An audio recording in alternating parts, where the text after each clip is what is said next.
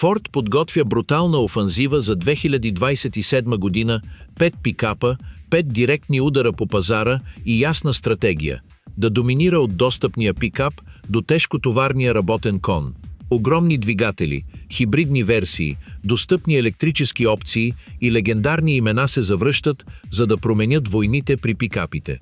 В продължение на години Форд изграждаше империята си върху една много проста идея – пикапът трябва да работи по-усилено от всяко друго превозно средство. Тази философия превърна F-Series в американска икона, трансформира Ranger в глобален работен кон и проправи пътя за неочаквани модели като Maverick, компактен пикап, който доказа, че обществеността също иска ефективност, достъпност и ежедневна използваемост. Но пазарът се промени. Пикапите вече не са просто работни коне. Сега те се конкурират с семейни SUV-вове, агресивни китайски марки, икономични хибриди и електрически превозни средства, които обещават по-ниски експлоатационни разходи. Ram, Chevrolet, Toyota, Nissan, BYD, GYVM и други марки вече не се конкурират единствено по конски сили. Те се конкурират по цена, технологии, пробег, полезен товар, ефективност и възприемана стойност. Ето защо офанзивата на Форд за 2027 година е толкова важна. Изглежда, че марката подготвя гама, която покрива всички основи. По-мощен F-150, по-интелигентен Maverick, по-способен Super Duty, средноразмерен електрически Ranger и достъпен компактен пикап, който би могъл да съживи духа на ранчеро. Взети заедно, тези 5 камиона демонстрират много ясна стратегия. Форд се стреми да заеме всеки ъгъл на пазара, преди конкуренцията да намери място за дишане. Първият основен герой в тази офанзива е Ford F-150 от 2027 година, камион, който носи огромна отговорност. F-150 не е просто още един модел от гамата на Ford. Той е сърцето на марката в Северна Америка, един от най-продаваните пикапи в света и автомобилът, който в продължение на десетилетия определяше какво трябва да представлява един голям камион. До 2027 година очакванията се въртят около въпрос, който разделя пазара. До каква степен може да бъде електрифициран един пикап, без да загуби оригиналния си характер? Ford вече е тествал двигатели EcoBoost, хибридни версии PowerBoost и изцяло електрическия F-150 Lightning. Тази диверсификация разшири предлагането, но също така остави много традиционни купувачи с усещането. Големият американски двигател все още заема специално място. Ето защо слуховете за F-150 с по-мощни V8 двигатели генерираха толкова много шум. На пазар, където много марки намаляват обема, добавят турбокомпресори и разчитат на все по-сложни системи, идеята за пикап с голям атмосферен V8 двигател функционира почти като обявяване на война. Става въпрос за незабавна реакция, дълбок, резонансен звук, ясна механика и онова директно, мощно усещане, което много съвременни пикапи са загубили. Едно от имената, което се споменава най-често в разговорите, е 7,3-литровият Godzilla V8 двигател, известен с използването си в тежкотоварни автомобили. Неговата архитектура е почти контракултурна в днешната индустрия. Голям обем, здрав блок, стабилен дизайн и предаване на въртящия момент, проектирано да премества теглото, без да се разчита на деликатна механика. В F-150 такъв двигател би представлявал огромен емоционален скок, защото би донесъл част от ДНК-то на Super Duty в половинтонен пикап. Значението на този ход се крие в посланието. Форд би могъл да каже на пазара, че ефективността е важна, че електрификацията напредва и че хибридите имат смисъл, но също така, че има огромна група купувачи, които все още искат камион с чисто механичен характер. Тази смесица от модерност и традиция може да се превърне в предимство пред конкурентите, които сякаш залагат всичко на по-малки двигатели или все по-електрифицирани платформи. F-150 2027 може също да еволюира по отношение на шасито, окачването, системите за подпомагане на водача и теглителната мощност. Съвременните пикапи вече не се конкурират единствено с груба сила. Те се конкурират с интелигентни камери за теглич, интегрирани везни, режими на шофиране, асистенция за заден ход, свързаност на автопарка и електрически системи, способни да захранват инструменти на работна площадка. Форд изгражда предимство в тази област от години и следващото поколение ще трябва да задълбочи тази разлика. По отношение на дизайна, F-150 трябва да запази разпознаваема идентичност. Широка предна част, доминираща решетка, ясно изразени арки на колелата и квадратен силует остават съществени елементи за традиционния купувач. Пазарът обаче изисква и аеродинамика, по-усъвършенствано LED осветление, дигитален интериор и по-висококачествени материали. Ключът е да се модернизира, без да се превръща в странно превозно средство, което губи връзката си с предишните поколения. Интериорът ще бъде друго бойно поле. F-150 вече не се продава единствено като инструмент за изпълнители. Той функционира и като семеен автомобил, мобилен офис, теглич за отдих и символ на статус. Ето защо по-високите нива на оборудване се нуждаят от големи екрани, по-удобни седалки, по-добра звукоизолация, първокласни озвучителни системи и покрития, които могат да се конкурират с луксозните SUV-ове. В същото време работните версии трябва да запазят физически бутони, издръжливи повърхности и практични решения за тези, които използват камиона всеки ден в тежки условия. Следователно, F-150 от 2027 година може да се превърне в пикап от два свята. От една страна, хибридни и технологично оборудвани версии за тези, които търсят ефективност и свързаност. От друга страна, варианти с големи двигатели за тези, които искат традиционна мощност, солидна теглителна мощност и по-висцерално изживяване. Тази широта е точно това, от което Форд се нуждае, за да запази господството си. Докато Тойота подсилва Тундра, Рам се фокусира върху комфорта, а Шевролет поддържа лоялна база с Силверадо, Форд изглежда се насочва към по-широка стратегия.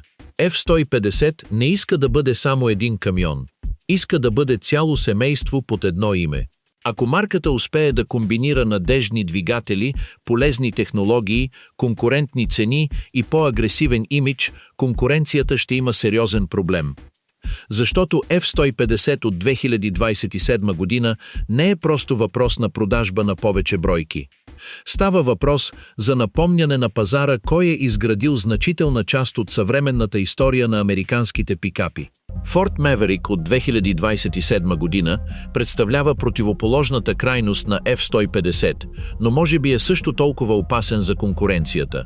Докато пикапите с пълен размер нарастваха по размер, цена и сложност, Maverick се появи с неочаквано проста формула – компактен, удобен, ефективен и много по-достъпен камион от традиционния пикап.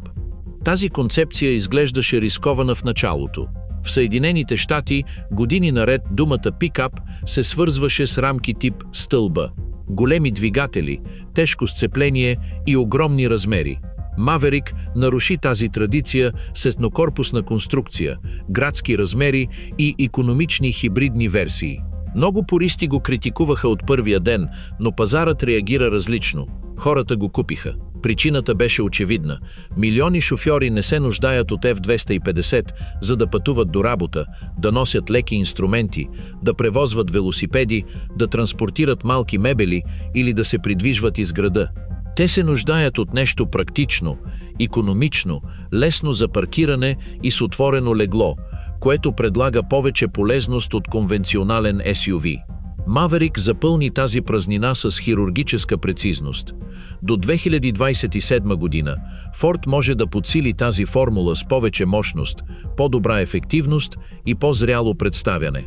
Хибридната версия ще остане ключова, защото тя трансформира Maverick в пикап, способен да постигне икономия на гориво, сравнима с тази на компактен автомобил. Това пряко се отразява на малките SUV-ове, тъй като много купувачи откриха, че могат да имат товарна платформа, висока позиция на шофиране и нисък разход на гориво, всичко в едно превозно средство. Логичната еволюция сочи към по-изтънчен хибриден Маверик, с подобрена електрическа реакция, по-плавни преходи между двигателя с вътрешно горене и електрическия двигател и по-ефективно управление на енергията в града. При ежедневна употреба тези подобрения имат повече значение от впечатляваща конска сила. Компактен пикап като този се цени в трафика, при кратки пътувания, по отношение на месечния разход на гориво и по отношение на общата цена на притежание. Но Форд също така разбира, че Маверик не може да живее само с ефективност. Ето защо двигателят EcoBoost остава основен. Двулитровата турбоверсия придава на камиона характер, позволява по-голяма теглителна мощност, подобрява ускорението и е привлекателна за купувачи, които искат компактен размер, без да жертват спортното усещане. Тази двойственост е една от най-големите силни страни на модела. Той може да бъде практичен пикап или малък камион с индивидуалност. Версията Tremor също играе стратегическа роля. Тя не превръща Maverick в екстремен офроуд, но му придава визуална и техническа достоверност. Увеличеният пътен просвет, защитата на долната част на каросерията, специфичните режими на шофиране, по-способните гуми и по-здравата естетика позволяват на модела да се отърси от образа на бездушен градски пикап. Maverick Tremor демонстрира, че компактният камион може да се справи и с черни пътища, лек сняг, неравен терен и бягства през уикенда. Интериорът се нуждае от по-нататъшна еволюция. Първите Maverick се открояваха със своите интелигентни решения и достъпна цена, въпреки че някои материали изглеждаха основни. Форд може да подобри този аспект, без да прави компромис с основната концепция на продукта. По-приятните повърхности, по-добрата звукоизолация, по-бързите екрани, по-стабилната свързаност и по-цялостните функции за безопасност могат да подобрят усещането за качество, без да го правят скъп пикап. Ценовата битка ще бъде решаваща. Maverick е създаден като достъпен пикап, но целият пазар е отбелязал увеличение на цените. Ако Форд успее да поддържа конкурентна базова версия, натискът върху другите марки ще бъде огромен. Много компактни SUV-ове струват повече, предлагат по-малко практичност и консумират същото или повече гориво. Много средноразмерни пикапи са по-способни, но също така по-големи, по-скъпи и по-малко удобни в града. Именно там се крие истинската сила на Maverick. Той не се опитва да победи Tacoma в тежката работа или Ranger в офроуд възможностите. Той е насочен към по-голям, по-ежедневен сегмент. Хора, които искат практичност, без да плащат цената на традиционен пикап. В тази област Maverick има малко преки конкуренти. За Ford този модел служи и като входна точка към марката.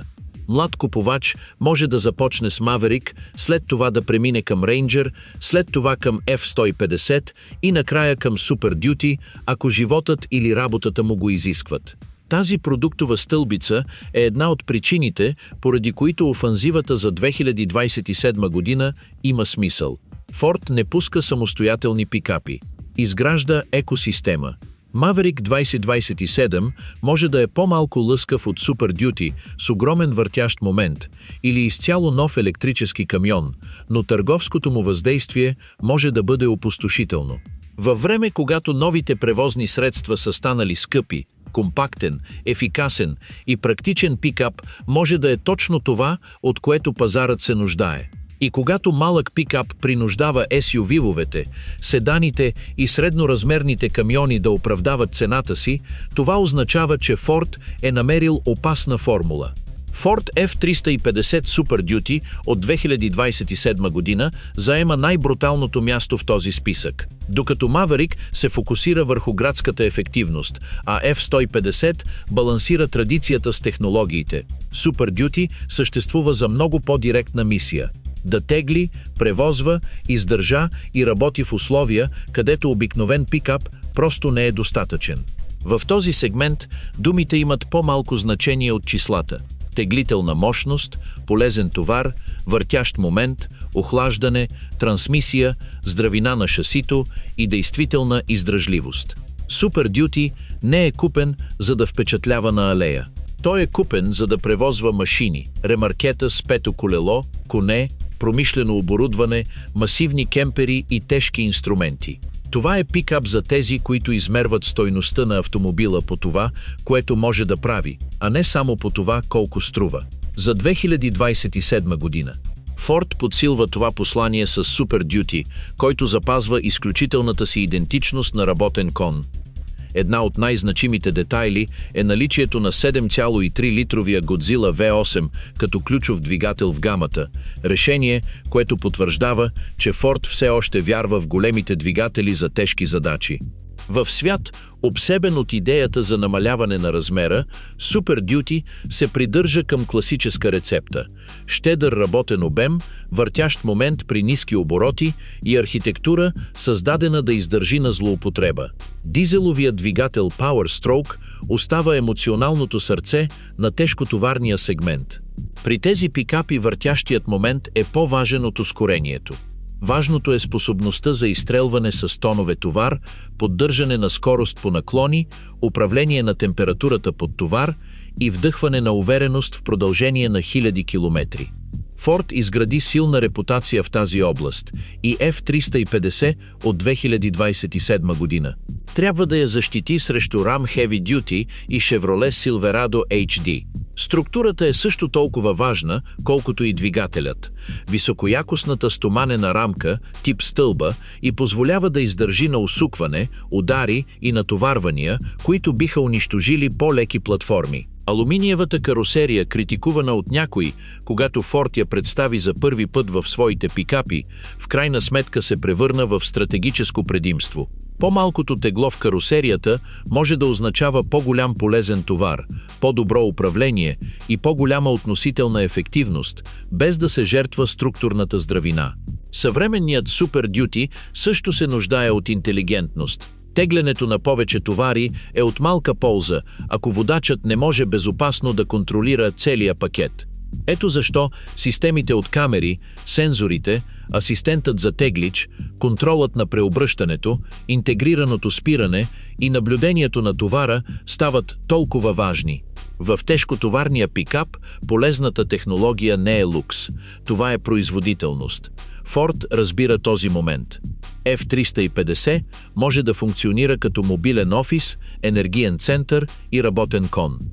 В оборудваните версии той може да захранва инструменти, да координира информация за автопарка, да подобри маневрирането с масивни ремаркета и да намали грешките при повтарящи се операции. Тези видове функции правят камиона продължение на бизнеса. Конкуренцията следи отблизо, защото сегментът Heavy Duty има много лоялни купувачи. Клиент на Ram обикновено е страстен привърженик на Cummins. Клиент на Chevrolet може да разчита на Duramax в продължение на години. Ford от своя страна има огромна база от собственици на Super Duty, които ценят наличността на части, сервизната мрежа, конфигурируемостта и наследството на F-Series. За да откраднете клиенти от конкуренцията, не е достатъчно да обещаете повече мощност. Трябва да демонстрирате издръжливост.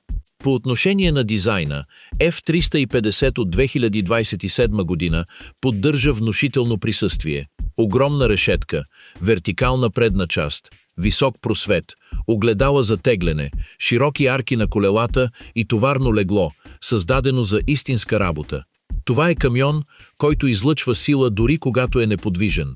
Този имидж също е важен, защото в работния свят усещането за здравина е част от решението за покупка.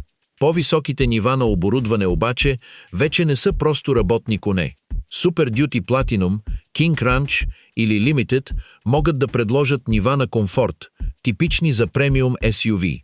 Вентилирани седалки, кожа, големи екрани, звукоизолация, усъвършенствани озвучителни системи и луксозни покрития съжителстват с екстремни възможности за тегляне.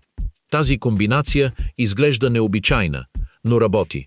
Много клиенти искат пикап, който може да работи през седмицата и да пътува с семейството през уикенда. Следователно, F-350 от 2027 година представлява индустриалния мускул на Ford.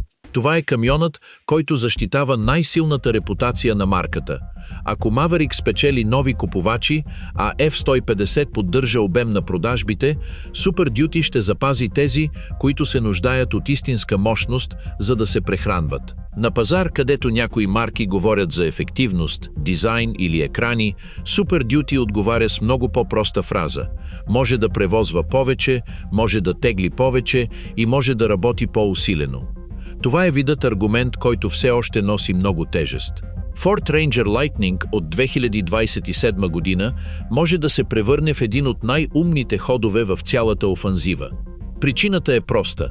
Ford вече е разбрал, че един гигантски, тежък и скъп електрически пикап може да привлече много внимание, но един полезен и сравнително достъпен електрически пикап от среден размер може да се продава много по-добре. F-150 Lightning беше важна стъпка в демонстрирането, че Ford може да електрифицира най-известния си пикап. Той също така показа ограниченията на концепцията. Големият пикап се нуждае от огромни батерии, тежи много, губи пробег при тегляне на тежки товари и попада в ценови диапазон, който значително намалява броя на потенциалните купувачи. Този урок тласка Ford в различна посока – електрифициране на пикап от среден размер, с по-рационални размери, по-логична ежедневна употреба и по-контролирани разходи. Тук се намесва Ranger Lightning. Пикап от среден размер има смисъл за потребители, които се нуждаят от товарна платформа, сцепление, добра теглителна мощност и солидно присъствие, но рядко превозват тежки машини на стотици километри. Неговият естествен клиент е различен от този на Super Duty. Той е човек, който се придвижва из града, работи по регионални маршрути, носи инструменти, транспортира материали, ходи на приключения през уикендите и иска да намали разходите за гориво, без да се отказва от формата на пикап. Размерът на Ranger работи в полза на електрификацията. По-компактната каросерия изисква по-малко енергия от батерията, за да осигури разумен пробег. Освен това тежи по-малко, натоварва по-малко спирачките, паркира се по-лесно и е по-подходящ за световните пазари, където F-150 е твърде голям. Този момент е ключов, защото Ford не е нужно да мисли само за Съединените щати. Ranger е международен пикап с силно присъствие в Латинска Америка, Европа, Азия, Африка и Океания. Електрическият Ranger би могъл директно да се конкурира с китайските марки. Производители като BYD, GWM, SAIC и други азиатски компании настояват с по-достъпни електрически превозни средства, LFP батерии, по-ниски производствени разходи и агресивна стратегия за разширяване. Ford трябва да отговори с продукт, който изглежда реалистичен, а не луксозен електрически камион за избрани. Ranger Lightning може да бъде това решение. Ключовият технически аспект ще бъде ефективността. Електрическият пикап не може да разчита единствено на гигантска батерия. Той се нуждае от добре оптимизирана платформа, интелигентно управление на температурата, ефективни двигатели, подобрена аеродинамика и електрическа система, проектирана да минимизира загубите. Докладите за по-проста вътрешна архитектура, с намалено окабеляване и по-леки системи, сочат именно към тази цел. По-малката сложност означава по-ниска цена, по-добра ефективност и по-лесно производство. В света на електрическите превозни средства, теглото е враг на всичко. То увеличава разхода на гориво, намалява пробега, изисква по-тежки гуми и прави всеки компонент по-скъп. Ето защо добре проектираният Ranger Lightning може да има предимство пред огромните електрически пикапи. Не е нужно да обещава абсурдни цифри. Трябва да предлага достатъчен пробег, разумен полезен товар, конкурентно тегляне и цена, която купувачите могат да приемат сериозно. Той ще има и незабавно предимство по отношение на въртящия момент. Електродвигателите осигуряват мощност от 0 обороти, което е идеално за потегляне с товар, движение нагоре, маневриране с ремаркета и шофиране по неравни пътища. В средноразмерен пикап тази реакция може да се усеща дори по-силна, отколкото в конвенционален бензинов камион. Няма смяна на предавките, няма турбозабавяне и няма нужда от високи обороти на двигателя за тяга. Теглянето ще бъде най-внимателно наблюдаваният аспект. Електрическите пикапи често впечатляват на хартия, но пробегът намалява значително при тегляне. Форд ще трябва да балансира очакванията. Ranger Lightning може да бъде отличен за тегляне на среднотоварни автомобили, градска употреба, строителни работи, общински автопаркове, фирми за поддръжка, озеленяване, техническа доставка и развлекателни дейности. За екстремно тегляне на дълги разстояния, дизеловият Super Duty ще остане естественият избор. Това разделение на ролите демонстрира зряла стратегия. Форд не се нуждае от всички свои пикапи да правят едно и също нещо.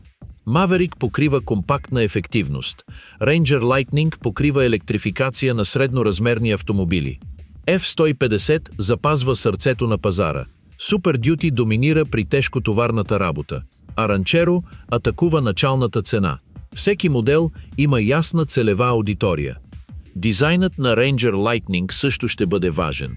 Форд трябва да избягва да го прави да изглежда като футуристичен експеримент, откъснат от реалния свят. Електрическият пикап може да има модерни детайли, затворена решетка, отличително осветление и дигитален интериор, но все пак трябва да изглежда като работен кон. Купувачите на пикапи ценят силен имидж, квадратни пропорции, използваемо товарно пространство и усещане за издръжливост. Ако дизайнът внушава крехкост, той губи доверие преди да демонстрира възможностите си. Интериорът може да се превърне в един от най-силните му предимства.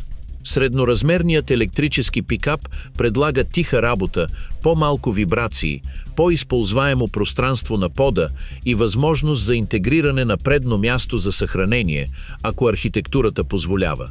Той може също така да включва електрически контакти за инструменти, къмпинг или аварийни ситуации. Тази функция е много привлекателна за потребители, които работят далеч от електрически контакт или които трябва да захранват оборудване на открито. Цената ще определи нейното въздействие. Ако Ford успее да позиционира Ranger Lightning значително под цената на електрическите пикапи в пълен размер, това ще бъде голям успех. Много хора искат да навлязат на пазара на електрически превозни средства, но не са готови да плащат прекомерни цени за камион. Конкурентоспособен електрически Ranger би могъл да привлече клиенти, които в момента са се насочили към електрически SUV-ове, хибридни кросовъри или средноразмерни бензинови пикапи. Ranger Lightning 2027 не е нужно да завладява пазара с чиста мощност. Той може да го направи с интелигентност. Той може да демонстрира, че един практичен електрически пикап не е нужно да е дълъг 6 метра, да тежи колкото камион или да струва колкото премиум автомобил. Той може да покаже, че електрическото бъдеще на пикапите може да бъде и практично, средноразмерно, издръжливо и далеч по-рационално. А в индустрия, която често бърка иновациите с излишества, един добре проектиран електрически пикап може да бъде по-опасен от звяр с 1000 конски сили. Ford Ranchero 2027 е най-изненадващата стъпка в този списък, защото е насочена към най-чувствителната точка на пазара – цената. В продължение на години пикапите ставаха все по-големи, по-луксозни и по-скъпи. Това, което някога беше сравнително прост инструмент, се превърна в продукт, който много хора вече не могат да си позволят. Ford изглежда е усетил тази умора и може да отговори с много мощна идея – малък, електрически, прост и достъпен пикап. Името Ranchero носи историческа тежест. Оригиналният Ford Ranchero се ражда като смесица от автомобил и камион, с удобна кабина и практично легло. Това е превозно средство, предназначено за тези, които трябва да превозват товари, но не искат масивен пикап. Тази концепция изчезва от десетилетия, въпреки че логиката и никога не е губила своята актуалност. Всъщност, настоящият пазар може би е по-готов от всякога за неговото завръщане. Причината е ясна. Има милиони купувачи, които искат практичност, но не се нуждаят от голям камион. Млади хора, фрилансъри, техници, студенти, шофьори на доставки, Собственици на малък бизнес и градски семейства могат да намерят повече стойност в компактен пикап, отколкото в традиционен SUV. Отворената кутия ви позволява да транспортирате инструменти, велосипеди, уреди, леки строителни материали, малки мебели и работно оборудване, без да замърсявате интериора на превозното средство. Maverick вече доказа, че има търсене на компактен пикап. Той обаче ни даде и урок. Дори достъпните продукти могат бързо да станат по-скъпи с нарастването на търсенето, добавянето на по-оборудвани версии и покачването на цените на пазара. Именно тук по-малък и по-опростен Ranchero би имал смисъл. Той не би заменил Maverick. Би се позиционирал под него като още по-достъпна входна точка в вселената на Ford. Електрическият компонент е ключов.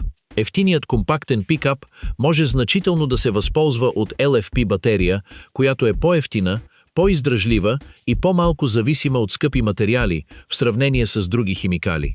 Умерената батерия, комбинирана с лека карусерия и по-усъвършенствана аеродинамика, може да предложи достатъчен пробег за градско и крайградско шофиране, без цената да се повиши рязко. Идеята не е да се създаде електрическо превозно средство, което да прекосява континенти, теглейки тонове товари. Идеята е да се създаде градски инструмент с ниски експлоатационни разходи. Този подход напълно променя разговора. Много марки електрически превозни средства се опитват да впечатлят с брутално ускорение, огромни екрани и футуристичен дизайн. Един достъпен електрически Ranchero би изпратил различно послание. Харчете по-малко, зареждайте само това, от което се нуждаете, пътувайте всеки ден и намалете поддръжката. За много купувачи това може да бъде далеч по-привлекателно от преувеличената цифра за конски сили. Платформата ще бъде от решаващо значение. Ако Ford използва компактна глобална платформа, споделена с съществуващи модели или разработена за нискобюджетни електрически превозни средства, това може да намали разходите за инженеринг, производство и компоненти.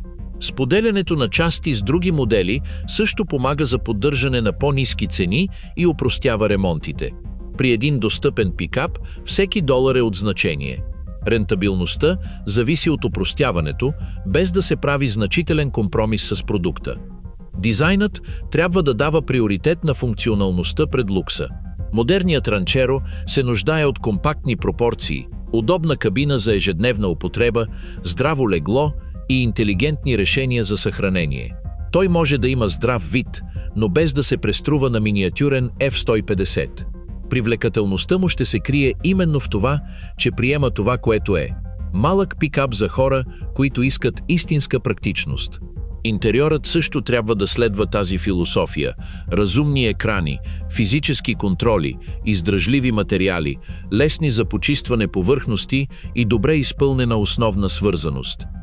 Достъпният автомобил губи своята привлекателност, когато е пълен с скъпи функции, които клиентът не е поискал. Идеалният Ranchero трябва да дава приоритет на издръжливостта, простотата и ниските експлоатационни разходи пред визуалния лукс. Производството в Северна Америка или в стратегически завод близо до американския пазар може да осигури друго предимство. Китайските марки се разрастват с достъпни електрически превозни средства, но са изправени пред търговски бариери, тарифи, логистични предизвикателства и проблеми с възприятието на марката. Ford може да използва своята дилърска мрежа, репутацията си в пикапите и сервизните си възможности, за да се конкурира с по-надежно местно предложение за много купувачи. В Латинска Америка нискобюджетният електрически компактен пикап също може да бъде изключително привлекателен, въпреки че успехът му ще зависи от цената, инфраструктурата за зареждане и маркетинговата стратегия. Много пазари в региона ценят малки, прости и достъпни полезни превозни средства. Ако Ford успее да адаптира Ranchero към различни реалности, той може да се превърне в масов глобален продукт. Заплахата за конкуренцията би била сериозна, защото Ranchero няма да е насочен само към други пикапи. Той би се насочил и към ефтини седани, компактни SUV-ове, градски кросовъри, малки ванове и електрически превозни средства от начално ниво. Достъпният пикап с ниски експлоатационни разходи може да се превърне в алтернатива за няколко типа купувачи едновременно. Тази гъвкавост е точно това, което направи Maverick силен, но Ranchero би могъл да изведе идеята на още по-масово ниво. Успехът му ще зависи от една дума – доверие. Пазарът вече е видял твърде много обяви за електрически превозни средства с преувеличени обещания, цени, които никога не са се материализирали, и концепции, които са останали само презентации. За да работи Ranchero, Ford ще трябва да достави истински продукт с реалистична цена, честен диапазон и достатъчна наличност. Евтин пикап, който се произвежда в ограничени количества или в крайна сметка струва много повече от обещаното, би загубил първоначалното си въздействие. Но ако Ford постигне резултати, въздействието може да бъде огромно. Компактен, опростен и достъпен електрически пикап би могъл да си върне купувачите, които са били изтласкани от пазара на нови автомобили. Той би могъл също така да привлече поколение, което гледа на пикапите в пълен размер като скъпи, неефективни и трудни за използване в града.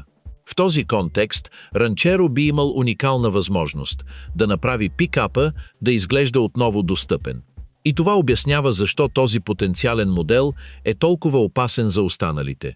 Докато много марки се борят за това кой произвежда най-големия, най-мощния или най-луксозния пикап, Ford може да спечели много по-важна битка – битката за обикновените хора.